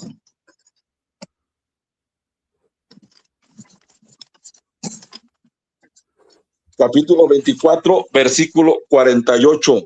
Pero fueron rebeldes a su enseñanza, primero por el error que ellos durante tiempo habían predicado, y segundo porque todavía consideraban al siervo de Dios muy bajos a sus ojos, pues según ellos él era su hijo en la fe. No es según ellos, efectivamente era su hijo en la fe, porque de él aprendieron todo todo lo que Eusebio sabe, todo lo que existe ahorita en la luz del mundo, lo aprendió de Saulo y Silas. Me voy a brincar, esta historia todos los de la luz del mundo la conocen, me voy a brincar unos renglones. Aunque podía decirse que sus temores eran infundados, pues siendo el elegido de Dios, ¿qué temor podía haber en su vida? Pero él sin saberlo se angustiaba a la semejanza de Cristo en el huerto, cuando su aflicción le hizo sentir que vertía sangre en su rostro. Esta era la realidad de su sentir. Aún tenía el telegrama. Recordemos que Eusebio fue al telégrafo para mandar un telegrama a la iglesia para que se pusieran oración y ayuno. Aún tenía el telegrama en su mano cuando le salió al encuentro Ireneo Rojas, un hombre que conociera desde el principio y ahora era dirigente de la iglesia del consejo. Al saludarlo le dijo: hermano Ireneo, acabo de enterarme que estamos muertos en nuestros delitos y pecados, narrándole todo palabra por palabra y sin omitir nada. A lo que Ireneo le dijo: déjate de niñerías, cállate la boca, que no comprendes que se te pueden ir todos y tú ya tienes mucho pueblo, algunos se te enojarán. Si quieres yo te bautizo y te vas bautizado. El siervo de Dios respondió: si el fundamento no es bueno, ¿cómo se puede edificar? Observen bien que aquí la propia historia de la luz del mundo, la original, está diciendo que apenas va a poner el fundamento, quiere decir que apenas va a iniciar la iglesia. Así llegó a Guadalajara, a la casa de oración 46, y habló a los hermanos sin temor, sabiendo y confiando en el Señor que eran de Dios, y él pondría los medios para mover sus corazones a la obediencia, y concluyó diciendo: estamos muertos en nuestros delitos y pecados, aunque él no podía estarlo. Esto es un paréntesis que ponen, porque las palabras de Eusebio fueron: estamos muertos en nuestros delitos y pecados, pero el cronista siempre va a tratar de excluirlo. Sí. Sí, exactamente. Bueno, me voy a brincar aquí, porque ya nada más para no cansarlos, esta historia todos los de la luz del mundo se la saben, y los que no tengan el libro yo se los envío por WhatsApp. El siervo de Dios, pensando en solucionar la situación, seleccionó a 2 hombres, los cuales eran en su aspecto santos, pues tenían un pacto, y como sucedió en el pasado, en la primera de Samuel, capítulo 16, versículo 7, todo esto no era otra cosa sino un periodo de prueba. Escogió pues el hermano Aarón a Lino Figueroa para que lo bautizara a él y a la hermana Elisa, y enseguida a su familia. De inmediato él bautizó a todo el cuerpo ministerial, y así ya hubo pastores que bautizaran a toda la iglesia, la cual aceptó con agrado. Cuando el siervo de Dios le explicó estas cosas, los invitó a obedecer, dejándolos en libertad de aceptar según su conciencia y fe y entendimiento. Esta fecha apúntenla, porque este día inició la luz del mundo, la iglesia cristiana espiritual, la luz del mundo, a la cual se refirió el hermano Chema, y la cual está por allí la hojita que les dije. Este bautismo se efectuó el 27 de julio de 1938 en la casa de oración calle 46. Les repito, este bautismo se efectuó el 27 de julio de 1938 en la casa de oración calle 46. Ese día inició la Iglesia de la Luz del Mundo. El 27 de julio de 1938, Samuel Joaquín nos corrobora que inicia de una manera ambigua, pero nos corrobora a Samuel que en ese día inicia el bautismo. La fuente de esto es el libro llamado La Luz del Mundo, breve historia de la restauración de la primitiva iglesia cristiana, páginas 86 a 91. Quien ocupe el libro me lo pide y se los mando por WhatsApp. Si no tienen mi WhatsApp, se los manda Héctor. ¿Algún comentario al respecto? Secta ridícula, brother. Sí. Secta ridícula. Adelante. Sí, y no sé si quiero que me corrijas, Carlos, si estoy bien o estoy mal. Que yo sepa, todo ese recorrido que hizo Aarón agarró manías de esas iglesias. Saulo y Silas gustaban de vivir en comunidad, de decir, Dios me dijo que me acostara con tu mujer, vamos a trabajar todos juntos y de ahí vamos a comprar los víveres. Y tanto Elisa como Eusebio, como tú bien lo recalcaste, eran esclavos de Saulo y Silas. Y todas esas prácticas llegaron a la luz del mundo. Sí. O sea, ya tenían ellos un camino perfectamente recorrido, ya sabían cómo implementarlos, porque ellos fueron esclavos también. Soñaban mujeres, igual que Saulo y Silas. Exactamente. Y lo implantaron en la secta La Luz del Mundo. Exacto. La Biblia nos dice que un Señor, una fe y un bautismo. Eso de que Dios les reveló, aquí nos damos cuenta que son puras mentiras. Adelante. ¿Quieren que le lea alguna síntesis de la historia de Saulo y Silas? Porque realmente la doctrina de La Luz del Mundo y la iglesia que Eusebio restauró en 1943 fue la iglesia de Saulo y Silas, no fue la iglesia cristiana del primer siglo. No sé cómo andemos de tiempo, Héctor. Así es. Adelante, brother. Adelante. Ok. En la narración de la historia, esto es de la historia de la IS, en la narración de la historia de la iglesia, tiene que hacerse alusión forzosamente a estos personajes, pues influyeron en la formación de grupos que más tarde llegaron a integrarse a la Iglesia Evangélica Cristiana Espiritual. Los verdaderos nombres de ellos fueron el de Saulo, Antonio Muñoz, y el de Silas, Francisco Flores. El primero originario del Chalchihuite, Zacatecas, y el segundo de Villa de Nombre de Dios, Durango. Ambos eran de denominación católico-romana, de buena posición económica, que unidos por la amistad realizaron juntos un viaje de negocios a Nuevo Casas Grandes, Chihuahua, donde tuvieron la oportunidad de escuchar a un predicador que respondía al nombre de Agapito Soto. La doctrina que presentaba a oídos de aquellos que se le reunían era muy singular, pues era diferente a la que predicaban las iglesias ya existentes en la región. Este predicaba demostrando bíblicamente que Jesucristo es Dios y que el bautismo debe ser en el nombre de Jesucristo. Lo que aprendieron Saulo y Silas es el bautismo en el nombre de Jesucristo. No sé de dónde sacaron que bautizaban en el nombre de la Trinidad. Aquí está. Saulo y Silas aprendieron que el bautismo debe ser en el nombre de Jesucristo. A más de esto, predicaba que el creyente verdadero debe ser santo. Las aseveraciones expuestas por Agapito Soto hicieron mella en el ánimo de Antonio Muñoz y Francisco Flores, los cuales decidieron aceptar el mensaje, renunciando a su antigua religión y a sus bienes materiales. Fueron bautizados por Agapito Soto en el nombre de Jesucristo a mediados de mayo de 1924. Pocos días después, lo suficientes para que ellos aprendieran de su padre en el Evangelio, no solo los puntos en mención, sino otros vicios doctrinales, dada la inmadurez del predicador Agapito Soto, como visiones, revelaciones, sueños y otros. Partieron autorizados por él para que predicaran por donde fueran pasando.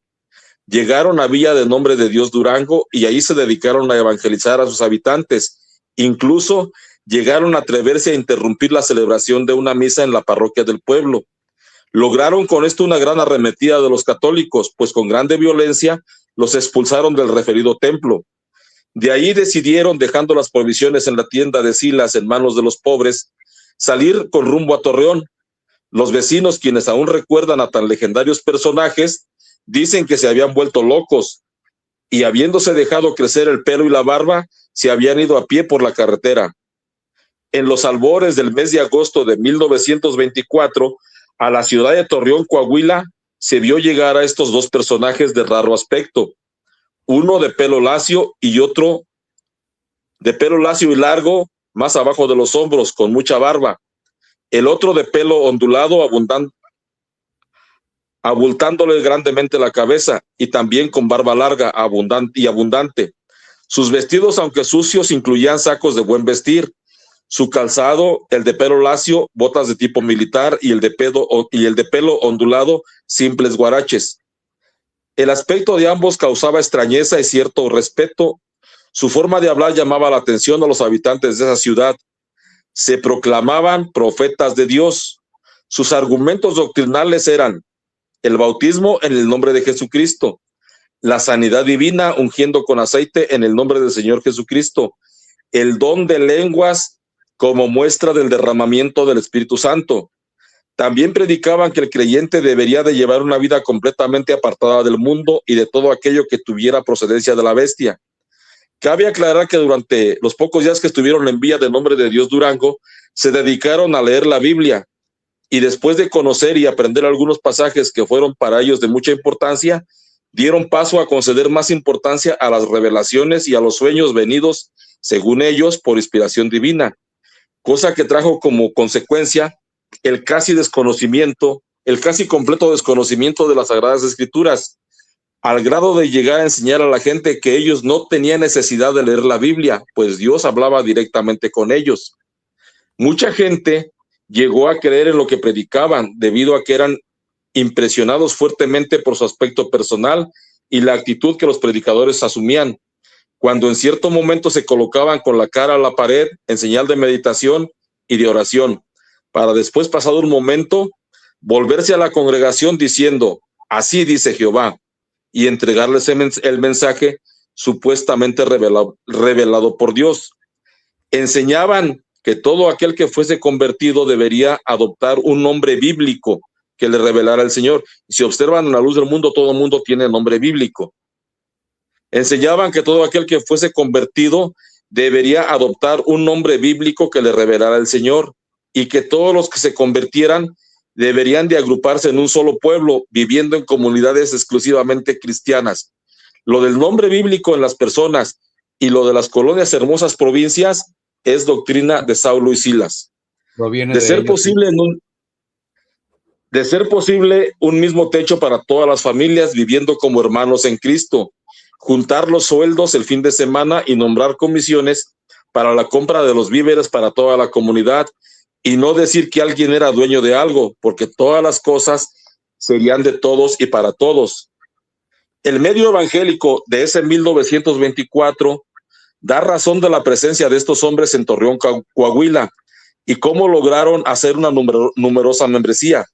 La congregación establecida en la avenida Aldama fue influenciada por la doctrina de estos personajes, pues la mayoría de la iglesia los recibió de buen grado, llegando a adoptar algunos argumentos doctrinales, no solo la membresía, sino aún la parte ministerial.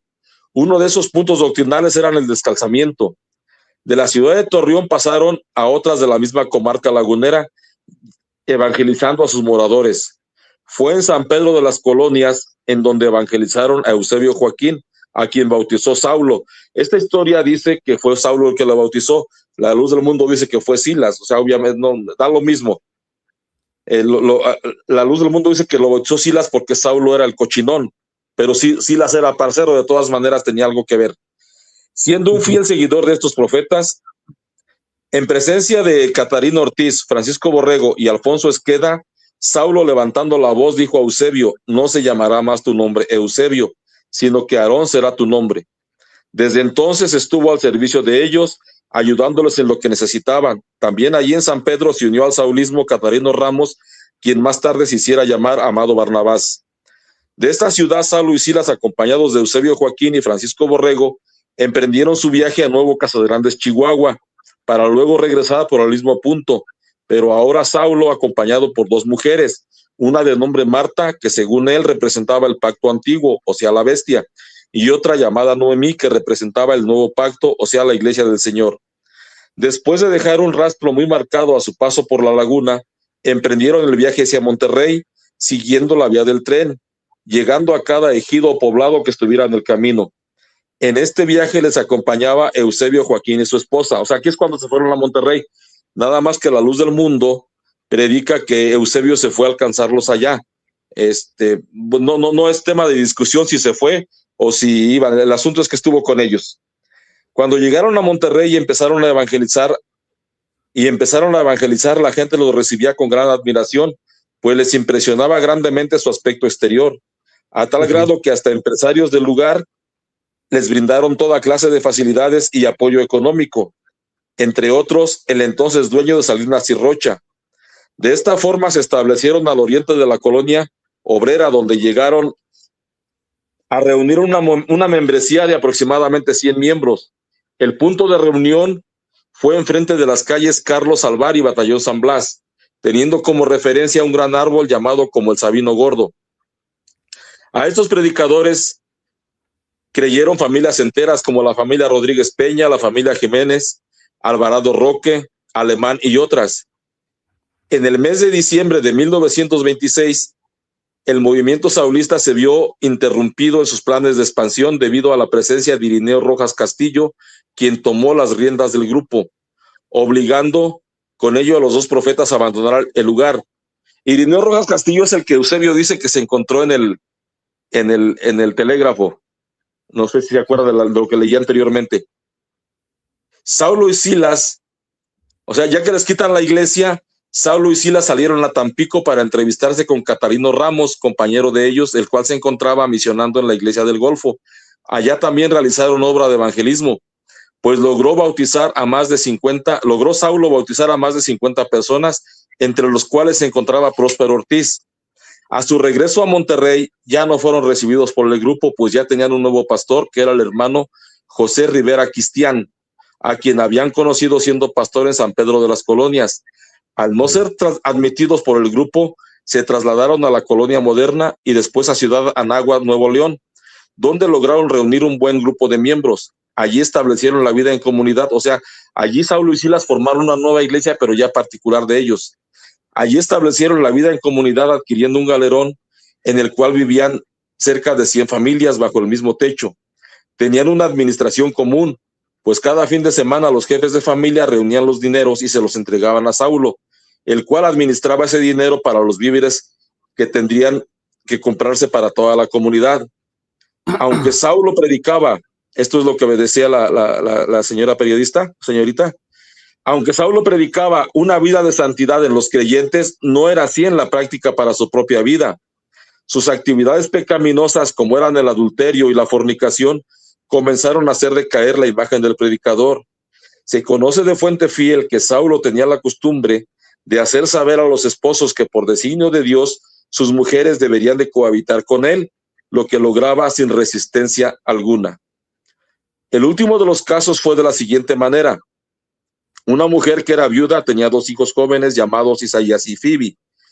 Recibió la noticia de que debería dormir con Saulo, porque así le había sido revelado el Señor a Saulo, a lo que ella accedió. Pero al poco tiempo Saulo dijo a Isaías que también Fibi debería hacer lo mismo, ante lo cual el joven se llenó de enojo y arremetió contra él en presencia de todos los que vivían en el galerón. Mas no pudiendo darle golpes, sí le gritó a Saulo palabras fuertes. Este acontecimiento provocó el principio de la desbandada del grupo, como ocurrió con Genaro Ramírez. Ya menciona ahí cuántos se fueron del grupo. Las cabezas del grupo... ¿Mandé? No, y es la historia de la luz del mundo. Como dice aquí Alex Sánchez, en concreto, no van a cumplir 100 años, son puras mentiras. Pues nada más, termino esto. Las cabezas del grupo vieron con tristeza cómo se iban alejando todos, y al quedar solos Saulo, Marta, Noemí y Silas, se desesperaban ante tal situación, al grado de que Silas, enfermando de tristeza, murió, ocurriendo lo mismo con Marta, aquella sufrida esposa de Saulo y sierva de Noemí. Sabemos por informes de quienes siguieron teniendo correspondencia con estos personajes que al cabo Saulo se mudó junto con Noemí a Monterrey, en las inmediaciones de las colonias Pablo A. de la Garza y Moderna. También murió Saulo a causa de una penosa y dolorosa enfermedad a fines de 1935.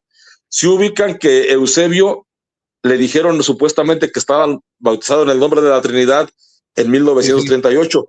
Y esta historia, escrita en 1974, dice que el segundo que murió fue Saulo a fines del 35.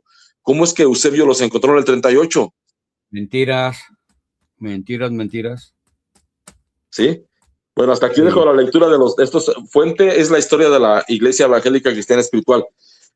¿Por qué? O sea, quería recalcar esto, lo que comentaba la periodista, y la señora Yolanda, y les quería decir que esta historia habla de la fecha de la muerte de estos personajes, que fue en 1935, y Eusebio supuestamente los encuentra en el 38. Y entonces, definitivamente, de acuerdo a lo que Samuel Joaquín dijo en el video que ya pusimos hace rato, Samuel Joaquín está de una manera ambigua diciendo que la iglesia inicia con el bautismo del Himno Figueroa, pero que no eran ellos los del mérito, sino que el mérito era de Aarón, y ese bautismo fue el 27 de julio de 1938. Entonces, esa es la historia, esa es la fecha de la historia que la luz del mundo ha querido ocultar, porque la primera fecha que se manejó fue la del 43, y después últimamente están manejando el 26, que no sé de dónde lo sacaron. Adelante. Sí, puras mentiras, puras mentiras. Pues le agradezco, Carlos, le agradezco mucho, qué bueno que nos platicó todo esto porque vamos a seguir diciendo